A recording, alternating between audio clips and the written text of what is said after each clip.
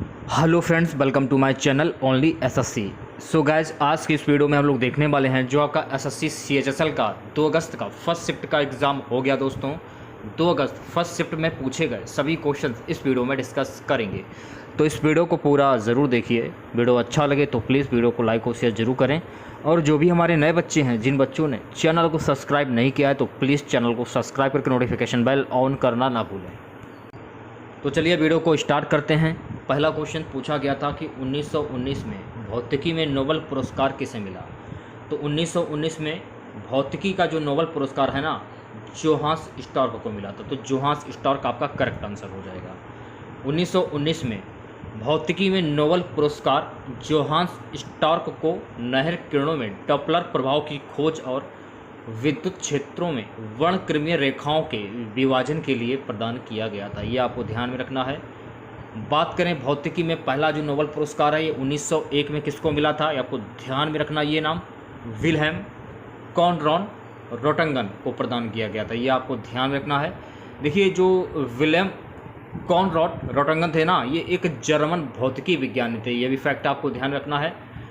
इन्हें एक्सरे के संस्थापक के रूप में अच्छी तरह से जाना जाता है। ये भी आपको ध्यान में रखना है।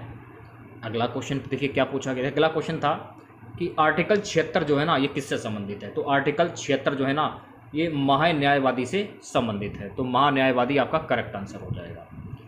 संविधान के अनुच्छेद 76 में उल्लेख किया गया है कि वह भारत का सर्वोच्च कानून अधिकारी है।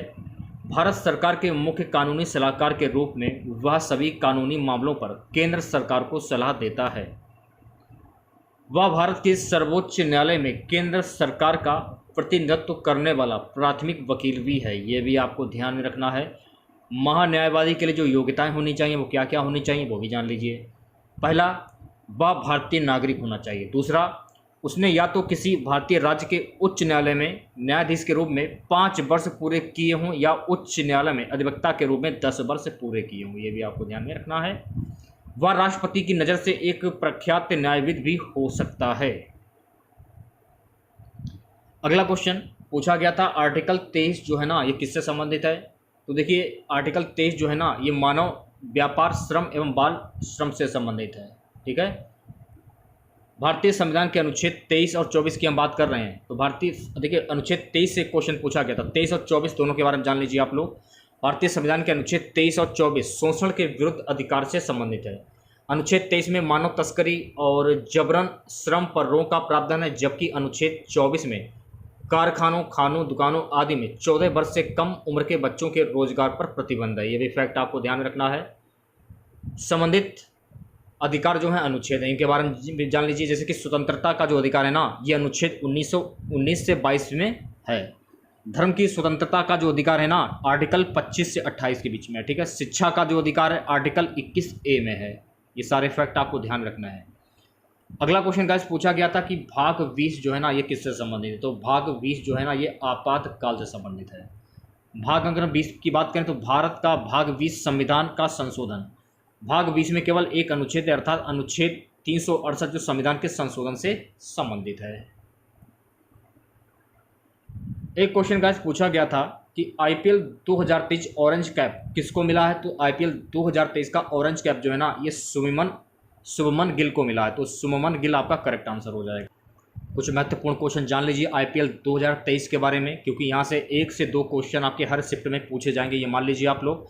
आईपीएल 2023 का फाइनल मैच किस स्टेडियम में खेला गया। तो आईपीएल 2023 का फाइनल मैच जो है ना, नरेंद्र मोदी स्टेडियम अहमदाबाद में खेला गया। आईपीएल में 2023 में आईपीएल का कौन सा संस्करण खेला गया। तो 2023 में आईपीएल का जो है ये 16वां संस्करण खेला गया। आईपीएल 2023 में कुल कितने टीमों ने भाग लिया। तो आईपीएल 2023 में कुल 10 टीमों ने भाग लिया था।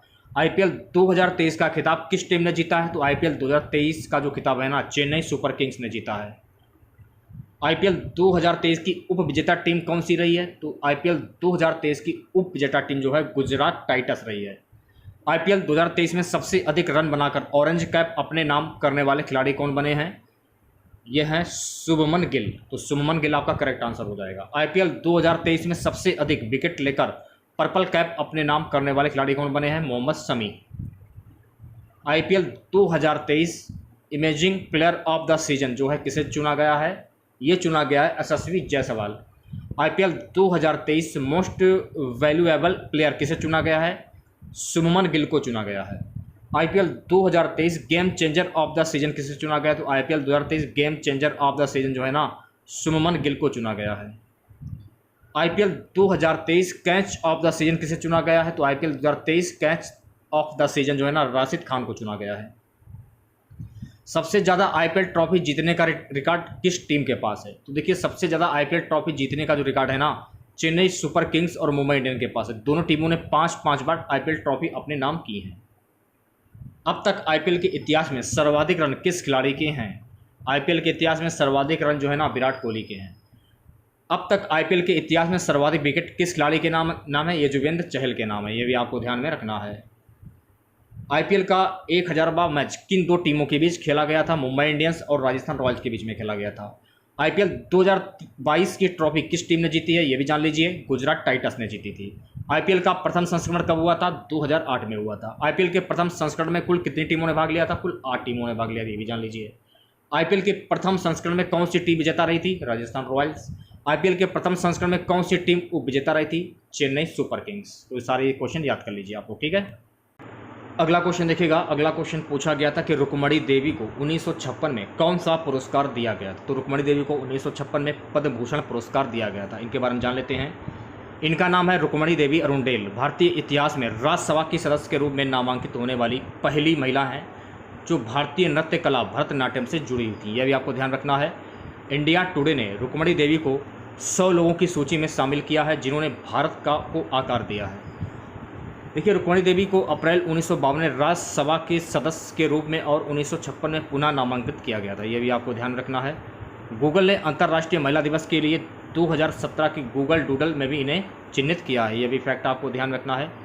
1956 में पद्म भूषण से सम्मानित एक क्वेश्चन पूछा गया था। क्वेश्चन नहीं है, इसी से संबंधित है। जो रुक्मणी देवी अरुणडेल है ना, इन्हें 1956 में पद्म भूषण से सम्मानित किया गया था।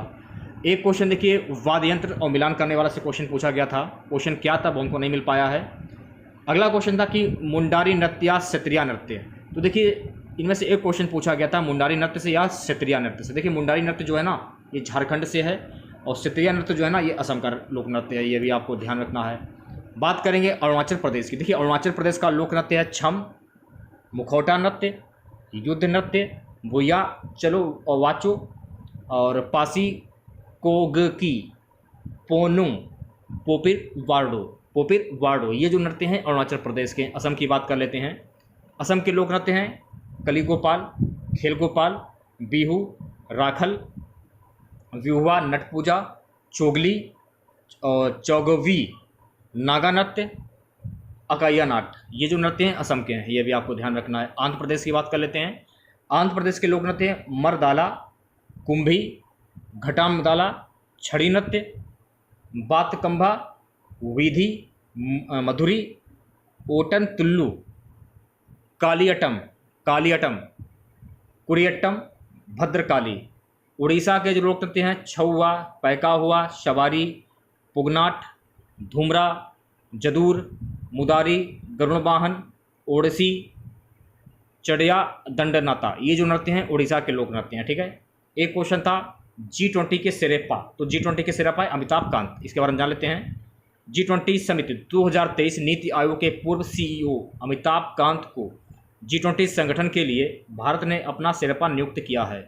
अभी तक वाणिज्य व उद्योग, टेक्सटाइल व उपभोक्ता मामलों के मंत्री पीयूष गोयल G20 के लिए भारत के सिरेपा थे। ये आपको ध्यान में रखना है। एक क्वेश्चन देखिए, पीएम कौशल योजना से पूछा गया था कि पीएम कौशल योजना कब प्रारंभ हुई थी? तो पीएम कौशल योजना है ना 16 जुलाई 2015 में प्रारंभ हुई थी। प्रधानमंत्री कौशल विकास योजना, इसे प्रधानमंत्री यूथ ट्रेनिंग प्रोग्राम के नाम से जाना जाता है। भारत सरकार ने इस योजना को जुलाई 2015 में शुरू किया था। इस योजना के तहत 2020 तक 1 करोड़ युवाओं को प्रशिक्षण ट्रेनिंग देने की योजना बनाई गई थी। ये भी आपको ध्यान में रखना है, ठीक है। एक क्वेश्चन देखिए, गोल्फ खेल से संबंधित एक क्वेश्चन पूछा गया था। मेंडलीव आवर्त सारणी से एक प्रश्न पूछा गया था। तो मेंडलीव आवर्त सारणी के बारे में जान लीजिए। मेंडलीव की आवर्त सारणी 7 आवर्त और 9 वर्ग हैं। ये आपको ध्यान में रखना है। तत्वों को उनके परमाणु भार के आरोही क्रम में व्यवस्थित किया जाता है। यह भी आपको ध्यान में रखना है। समान गुण वाले तत्वों को ऊर्ध्व स्तंभों में रखा गया है। ये भी फैक्ट आपको ध्यान में रखना है, ठीक है। एक क्वेश्चन गाइस पूछा गया था कि बेरी रोग किस विटामिन की कमी से होता है। तो बेरी रोग जो है ना विटामिन बी की कमी से होता है। बेरी विटामिन B1 की कमी से होने वाली एक बीमारी है जिसे थायमिन की कमी भी कहा जाता है। ये भी आपको ध्यान में रखना है। ये रोग दो प्रकार का होता है, पहला गीला बेरी, दूसरा सूखा बेरी। तो गीला बेरी हृदय और संचार प्रणाली को प्रभावित करता है।